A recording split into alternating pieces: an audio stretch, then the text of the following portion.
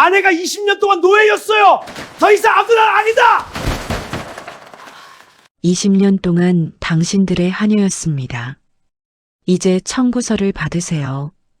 제사상을 엎어버린 남편의 한마디에 20년 묵은 체증이 한순간에 내려갔습니다.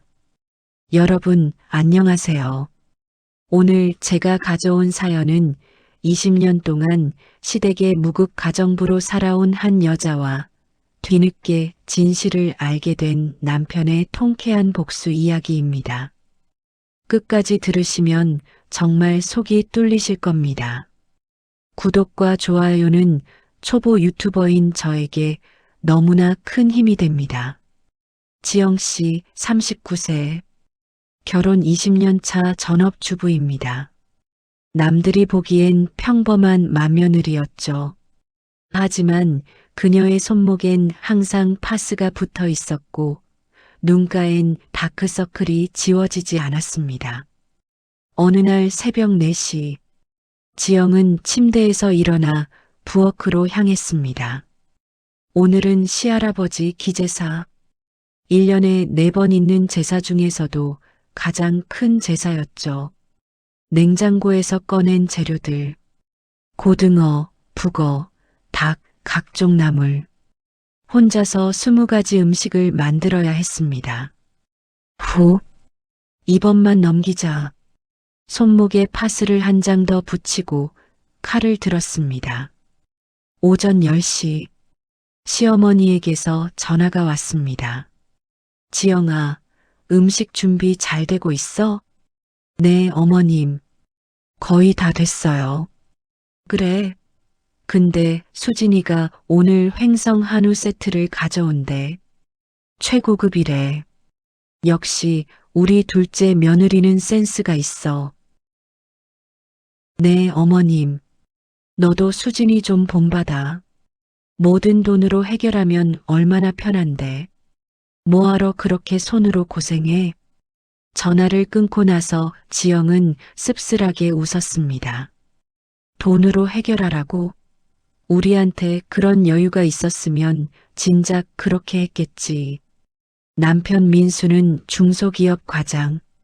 월급은 400만 원 정도였습니다. 아이 둘 키우고 대출 갚고 나면 남는 게 별로 없었죠. 반면 동생 민철은 대기업 부장. 아내 수진도 전문직이었습니다. 연봉 합치면 억대. 하지만 재산은 늘 형네 몫이었습니다. 오후 5시 시댁에 도착했습니다. 어머니, 저희 왔습니다. 왔어? 지영아, 음식은 다 해왔지? 네, 차에 있어요. 그래, 빨리 들여와. 아, 그리고 부엌에 설거지 아직 안 된 게 좀 있어. 내가 제사 음식 차리기 전에 먼저 좀 해놔. 지영이 트럭처럼 음식을 나르는 동안 시어머니는 거실 소파에 앉아 TV를 보고 계셨습니다. 30분 후 동생네가 도착했습니다. 어머니, 아버지, 저희 왔어요. 어머, 우리 수진이, 어서 와. 시어머니의 목소리 톤이 확 달라졌습니다. 수진은 명품 가방을 들고 있었고 손에는 고급스러운 선물 세트가 들려 있었습니다. 어머니, 이거 횡성 한우 최고급 1등급이에요. 한 세트에 50만 원짜리예요. 저희는 뭐 이렇게 돈으로 해결하는 게 편하더라고요. 능력이 되니까요. 어머, 역시 우리 수진이밖에 없어. 이렇게 알뜰하고 센스 있으니 노후가 든든하지 뭐야. 시아버지도 거들었습니다. 역시 우리 집은 며느리 복이 있어. 둘째가 이렇게 효자네가 되어주니 말이야. 부엌에서 이 광경을 지켜보던 지영의 손이 미세하게 떨렸습니다. 나도 20년 동안 매번 밤새워서 음식해왔는데 제사가 시작되고 상차림이 완성됐습니다. 와, 이번에도 지영이가 대단하네. 역시 손이 빠르긴 해. 시어머니의 칭찬 같지 않은 칭찬이었습니다. 어머니, 지영이가 새벽부터 지금까지 이 음식들 전부 혼자 다 만들었어요. 정말 고생 많이 했습니다. 남편 민수가 조심스럽게 말했습니다. 며느리가 제사 음식 만드는 게 고생이야? 당연히 해야 할 일한 거 가지고 무슨 훈장이라도 달라는 거니? 매년 해왔으면 이 정도는 기본이지. 순간 민수의 얼굴이 굳었습니다. 제사가 끝나고 시아버지가 용돈 봉투를 꺼냈습니다. 자, 올해도 수고들 많았어. 시아버지는 수진에게 두툼한 봉투를 건넸습니다. 수진아, 너희는 멀리서 왔으니 이거 주유비 보탰어. 어머 아버님, 감사합니다. 그리고 지영에게는 시아버지가 그냥 고개만 끄덕이고 돌아앉으셨습니다. 큰 며느리는 원래 살림 배우는 게 용돈인 거야. 옛날부터 그래왔어. 시어머니가 웃으며 말했습니다. 지영은 그저 억지로 미소만 지었습니다. 그날 밤 집으로 돌아온 지영은 욕실에서 쓰러졌습니다. 여보, 여보. 민수가 황급히 아내를 부축했습니다. 손목을 짚는 순간 아내가 신음을 냈습니다. 아, 여보, 손목이 왜 이래? 파스를 떼어내자 퉁퉁 부은 손목이 드러났습니다. 다음 날 아침 민수는 아내를 병원에 데려갔습니다. 환자분 심한 과로에 영양결핍, 그리고 만성수면 부족 증상이 보입니다. 손목은 건초염이 상당히 진행됐고요. 최소 일주일은 절대 안정이 필요합니다. 집안일은 물론이고 무거운 것 절대 들으시면 안 됩니다. 의사의 진단이 떨어졌습니다. 여보, 나 괜찮아. 집에 가자. 지영아, 일주일만 쉬자. 내가 회사 연차 쓸게. 그때 민수의 휴대폰이 울렸습니다. 시어머니였습니다. 민수야, 지영이 어떻게 됐어? 괜찮대? 어머니, 의사 선생님이 일주일은 절대 안정이래요. 과로가 심하대요. 뭐, 또 쓰러져? 맨날 쓰러지네 진짜. 지영이 아니면 누가 음식을 해? 의사가 뭘 알아? 꾀병 부리지 말고 당장 집에 와서 음식해. 어머니, 지금 심각한 상황이에요. 제가 연차 내고 집안일 할게요. 연차? 너 회사 잘려도 좋아? 20회를 봤으면 내가 지영이를 모를 줄 알아? 엄살 부리는 거야. 당장 집에 보내. 전화가 끊겼습니다. 민수는 주먹을 불끈 쥐었습니다. 내가 뭘 한 거지? 그날 저녁 지영이 잠든 사이 민수는 혹시나 하는 마음에 아내의 서랍을 열었습니다. 그리고 낡은 일기장 하나를 발견했습니다. 2005년 3월 15일. 오늘 첫 제사를 지냈다. 새벽 3시에 일어나 음식을 만들었다. 시어머니는 큰 며느리니까 당연한 거라고 하셨다.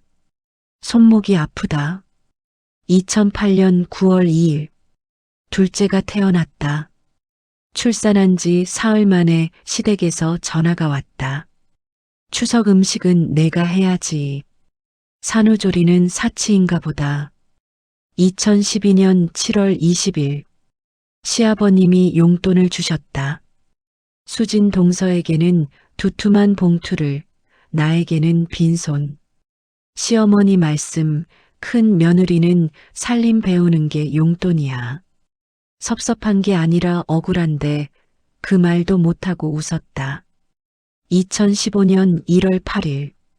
오늘도 손목이 끊어질 것 같다. 하지만 아무도 알아주지 않는다. 시어머니는 며느리 손목 아픈 건 훈장 같은 거라 하셨다. 이 아픔을 알아주는 사람이 세상에 단 한 명도 없다는 사실이 손목보다 더 아프다. 2018년 4월 3일. 민철이네는 또 해외여행을 간다고 한다. 우리는 아이들 학원비도 빠듯한데. 시어머니는 너희는 민수가 능력이 없으니까라고 하셨다. 남편한테 미안하다. 2023년 11월 25일. 20년째 제사를 혼자 치르고 있다. 지쳤다. 너무 지쳤다. 인정받고 싶은 것도 아니다. 그냥 사람 대접받고 싶을 뿐이다. 민수는 일기장을 읽으며 눈물을 흘렸습니다. 내가 당신을 이렇게 만든 거구나. 다음 주 다시 시댁에서 연락이 왔습니다. 민수야, 이번 주 토요일에 친척들 모인다. 지영이한테 음식 준비 좀 하라고 해. 어머니, 지영이 아직 회복 안 됐어요. 아니, 벌써 일주일 넘었잖아. 더 쉬면 나태해져. 며느리가 좀 부지런해야지. 민수는 더 이상 참을 수 없었습니다. 어머니, 이번 주말에 제가 가겠습니다. 지영이 말고 제가요. 너 회사 다녀야 하잖아. 주말이에요, 어머니. 토요일 아침, 민수는 혼자 시댁으로 향했습니다. 현관문을 열자마자 시어머니가 놀란 표정으로 물었습니다. 어머, 민수야? 지영이는? 집에 있습니다. 뭐, 음식은 누가 해? 제가 하죠. 내가? 남자가 무슨 음식을? 당장 지영이 데려와. 민수는 가방에서 일기장 한 권을 꺼냈습니다. 어머니, 아버지, 민철아, 수진 씨. 오늘 제가 여러분께 들려드릴 이야기가 있습니다. 이건 제 아내가 지난 20년 동안 쓴 일기입니다. 민수는 일기장을 펼쳤습니다. 2005년 3월 15일. 손목이 아프다. 하지만 큰 며느리니까 당연한 거라고 하셨다. 민수야, 그게 무슨. 2012년 7월 20일. 시아버님이 수진 동서에게는 두툼한 봉투를, 나에게는 빈손. 섭섭한 게 아니라 억울한데 그 말도 못하고 웃었다. 시아버지의 얼굴이 굳었습니다. 2023년 11월 25일. 20년째 제사를 혼자 치르고 있다. 인정받고 싶은 것도 아니다. 그냥 사람 대접받고 싶을 뿐이다. 거실이 조용해졌습니다. 그리고 여기 재수 씨가 작년 명절에 한 말도 있습니다. 민수가 수진을 바라봤습니다. 야, 내가 제사 음식을 왜 해? 능력 없는 형님이 몸으로 때우면 되지. 재수 씨, 이 말 하셨습니까? 수진의 얼굴이 새하얗게 변했습니다. 형님, 그건 그냥 뭡니까? 동생 민철이 끼어들었습니다. 형, 그래도 솔직히 수진이 말이 아주 틀린 건 아니잖아. 형은 중소기업 과장이고 나는 대기업 부장이야. 수입 차이가 있는데 그게 뭐가 문제야? 수입 차이가 문제가 아니야, 민철아. 민수의 목소리가 낮아졌습니다. 문제는 20년 동안 그 수입 차이를 핑계로 우리 부부를 하인 취급했다는 거지. 하인 취급? 그게 무슨... 어머니. 민수가 시어머니를 똑바로 쳐다봤습니다. 큰 며느리는 살림 배우는 게 용돈이다. 이 말씀 기억하십니까? 그건 옛날 어른들이 다 그렇게. 아버지. 이번엔 시아버지를 향했습니다. 명절 때마다 민철이네는 두툼한 용돈 봉투, 우리는 빈손. 왜 그러셨습니까? 그건 민철이네가 멀리서 오니까. 우리도 차로 2시간 걸립니다. 거리 차이 30분입니다. 민수는 가방에서 서류 한 뭉치를 꺼냈습니다. 이건 지난 20년간 우리 부부가 시댁을 위해 쓴 비용 내역서입니다. 뭐, 제사 음식비, 명절 선물, 병원비 보조, 생신 선물, 각종 경조사비. 합계 2,800만 원입니다. 그건 자식된 도리로. 맞습니다. 자식된 도리죠. 그런데 민철이네는요? 민수가 동생을 쳐다봤습니다. 1,200만 원. 우리 절반도 안 됩니다. 그런데 평가는 어떻습니까? 역시 둘째가 효자네다. 큰아들은 능력이 없어서. 시어머니가 변명하려 했습니다. 민수야, 그건 내가 장남이니까. 장남이면 호구입니까? 민수의 목소리가 떨렸습니다. 장남이면 아내 손목이 퉁퉁 부어도 괜찮습니까? 장남이면 새벽 3시에 일어나 밤새 음식 만들어도 당연한 거입니까? 민수야, 장남이면 20년 동안 동생네 절반도 안 되는 돈 쓰면서도 센스 없다 소리 들어도 됩니까? 거실이 다시 조용해졌습니다. 민수는 테이블 위에 종이 한 장을 내려놓았습니다. 이건 지영이의 지난 20년 가사 노동에 대한 청구서입니다. 뭐, 청구서? 네. 제사 음식 준비, 명절 음식 준비, 청소, 빨래, 각종 집안일. 전문 가사 도우미 시급으로 환산했습니다. 그게 얼마인데? 4,500만 원입니다. 시어머니가 비명을 질렀습니다. 4,500만 원? 미쳤어? 며느리가 집안일 하는 게 당연한 건데 무슨 돈을 받아? 민수가 씁쓸하게 웃었습니다. 당연한 거라. 그럼 수진 씨가 50만 원짜리 한우 세트 사오는 건 센스 있고 알뜰한 거고, 지영이가 밤새 음식 20가지 만드는 건 당연한 거군요. 그건 다르잖아.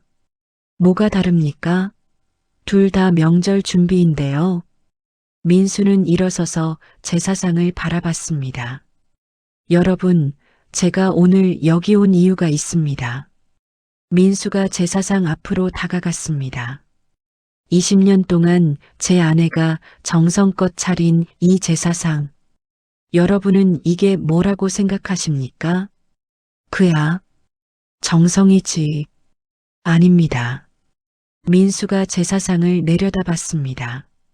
이건 착취의 산물입니다. 뭐라고?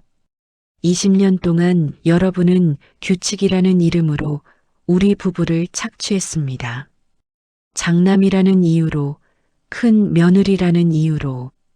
민수의 손이 제사상 위에 올려졌습니다.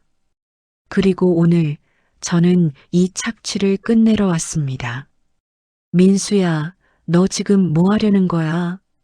민수는 제사상을 확 밀어버렸습니다. 쾅! 음식들이 바닥에 쏟아졌습니다. 이게 당신들이 그토록 원하던 정성입니까? 시어머니가 비명을 질렀습니다. 아니, 이게 무슨 짓이야? 조상님 제사상을. 제사상? 이게 제사상입니까? 착취상입니까? 민수가 소리쳤습니다. 20년 동안 제 아내는 이 제사상 때문에 손목이 부어 잠도 못 잤습니다. 20년 동안 새벽 3시에 일어나 하루 종일 부엌에 서 있었습니다. 그건. 그런데 여러분은 뭐라고 하셨죠? 큰 며느리니까 당연한 거야. 손이 빠르니까 기본이지. 능력 없는 형님이 몸으로 때워야지. 민수의 눈에 눈물이 고였습니다. 제 아내는 당신들의 무급 가정부가 아닙니다. 시어머니가 울먹이기 시작했습니다. 민수야, 엄마가 그렇게 나쁜 사람이었니? 엄마는 그냥 옛날 방식대로. 옛날 방식? 그럼 수진 씨한테는 왜 두둑한 용돈 봉투를 주셨습니까? 그것도 옛날 방식입니까? 그건 어머니, 이제 그만 인정하세요. 옛날 방식이 아니라 차별이었습니다. 민수는 주머니에서 통장 사본 한 장을 꺼냈습니다. 그리고 한 가지 더 말씀드릴 게 있습니다. 뭔데? 저 지난달에 로또 1등 됐습니다. 순간 거실이 얼어붙었습니다. 뭐라고? 로또 1등. 당첨금 22억. 이미 제 통장에 들어와 있습니다. 시어머니의 표정이 180도 바뀌었습니다. 민수야, 우리 아들, 그게 정말이구나? 로또 1등이라니. 세상에 이런 경사가. 얼마 당첨됐어? 방금 말씀드렸잖아요. 22억이요. 22억? 민수야, 그럼 우리 이제 걱정 없겠네. 어머니 병원비도 이제 내가 다 내줄 수 있고. 민수는 차갑게 웃었습니다. 죄송하지만 안 됩니다. 오늘 다시 보니까 이 집은 답이 없더라고요. 더 이상 호구 노릇 안 합니다. 민수야, 내가 지금 무슨 소리를 하는 거야? 부모한테. 부모요? 민수가 시어머니를 똑바로 쳐다봤습니다. 20년 동안 제 아내를 하녀처럼 부린 게 부모입니까? 손목이 부어도 엄살 부린다고 한 게 부모입니까? 그건 엄마가 미처 몰라서. 몰랐다고요? 20년 동안요? 민수는 고개를 저었습니다. 어머니, 늦었어요. 너무 늦었습니다. 저는 이제 더 이상 이 집의 아들이 아닙니다. 민수야, 그냥 지영이의 남편 민수로 살겠습니다. 20년 동안 제가 지키지 못한 사람을 이제는 제대로 지키려고요. 동생 민철이 벌떡 일어났습니다. 형이 지금 제정신이야? 로또 당첨됐다고 부모님 버리는 거야? 버리는 게 아니야, 민철아. 독립하는 거지. 독립? 이게 독립이야? 그래, 독립이야. 20년 동안 당신들에게 의존하며 산 게 아니라 20년 동안 당신들이 우리에게 의존한 거야. 민수는 가방을 챙겼습니다. 재산은 이제 민철이 내가 지내. 능력 있는 내가. 형, 그리고 어머니, 아버지. 민수는 마지막으로 두 분을 바라봤습니다. 제가 로또 당첨된 건 맞습니다. 하지만 그 돈은 제 아내를 위해 쓰겠습니다. 20년 동안 고생한 제 아내를 위해서요. 민수야, 제발 연락하지 마세요. 더 이상 저는 여러분의 아들이 아닙니다. 민수는 현관문을 열고 나갔습니다. 뒤에서 시어머니의 울음소리가 들렸지만 돌아보지 않았습니다. 차 안에서 민수는 아내에게 전화를 걸었습니다. 여보, 응, 어떻게 됐어? 다 끝났어. 이제 우리 자유야. 민수의 목소리가 떨렸습니다. 여보, 미안해. 정말 미안해. 20년 동안 당신 혼자 고생하게 해서. 전화 너머로 지영의 흐느끼는 소리가 들렸습니다. 여보, 고마워. 정말 고마워. 앞으로는 내가 지킬게. 제대로 지킬게. 집에 도착하자 지영이 현관에서 기다리고 있었습니다. 두 사람은 말없이 껴안았습니다. 여보, 나 오늘 처음으로 후련했어. 20년 묵은 체증이 한 번에 내려가는 기분이었어. 나도야. 이제 우리끼리 행복하게 살자. 다음 날부터 민수는 시댁의 모든 연락을 차단했습니다. 시어머니가 수십 통의 문자를 보냈지만 읽지 않았습니다. 민수야, 엄마가 잘못했어. 제발 한 번만 연락해줘. 22억 다 가져도 좋아. 그냥 우리 다시 만나자. 지영이한테 사과할게. 제발. 하지만 민수는 흔들리지 않았습니다. 대신 지영을 위해 새로운 시작을 준비했습니다. 여보, 하고 싶은 거 뭐야? 응? 갑자기 20년 동안 참고 살았잖아. 이제 하고 싶은 거 다 해. 지영은 잠시 생각하더니 조심스럽게 말했습니다. 나 그림 배우고 싶어. 결혼 전에 미대 준비했었거든. 그래, 당장 등록하자. 그리고 아이들이랑 여행도 가고 싶고, 다 가자. 세계 일주도 하자. 지영의 눈에 눈물이 고였습니다. 여보, 고마워. 1년이 지났습니다. 지영은 미술학원에 다니며 그림을 그리고 있습니다.